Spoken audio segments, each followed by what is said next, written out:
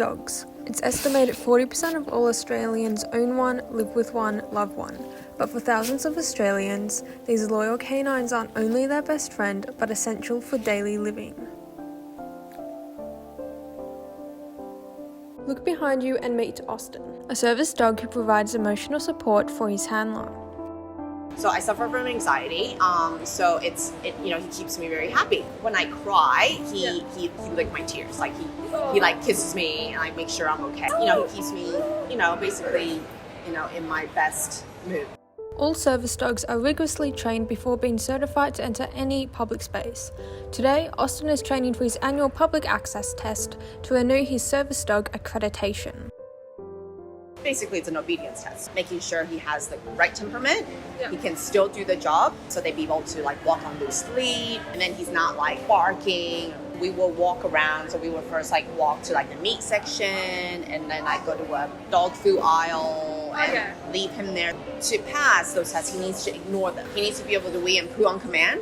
So he needs to be able to do those on command, and that's definitely trainable. And people often ask me this: do they know they're working? And they definitely do. So he knows when vest is on is working, and vest off is he can be a dog, he can bark, he can do whatever he wants and be naughty. That's fine. In 1992, Section 9 of the Disability Discrimination Act deemed the refusal of service dogs into any public space a criminal action. In 2003, Parliament passed the reform of the Assistance Animals provision of the Disability Discrimination Act in response to continued service dog discrimination. Almost 20 years later, and refusal discrimination still persists. Yes, he's definitely been refused access at a restaurant once. So what you do is obviously you want to bring in a manager, you show them his accreditation. But because I was wanting to go in, I was like, well, if you like, you can call the police. They didn't want to do that, right? So if they didn't want to do that, then they were like, all right, then you can come in. I spoke with Paul, a guide dog handler who shared his experiences. Have you ever been refused access into a public space because of your guide dog? Numerous taxis, shopping centres in numerous cities, chemist warehouses, restaurants.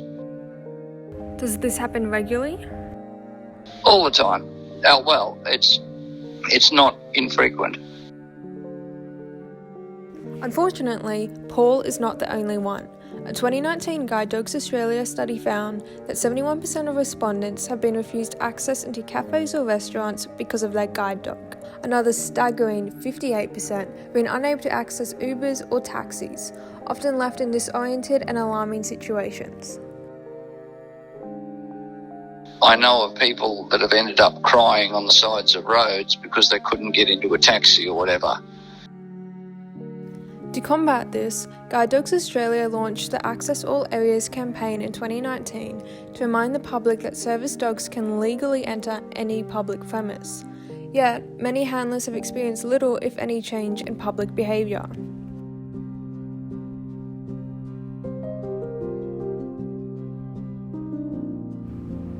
Many service dog handlers are calling for stronger advocacy, tighter legislation against discrimination, and stronger punishments for those who break it.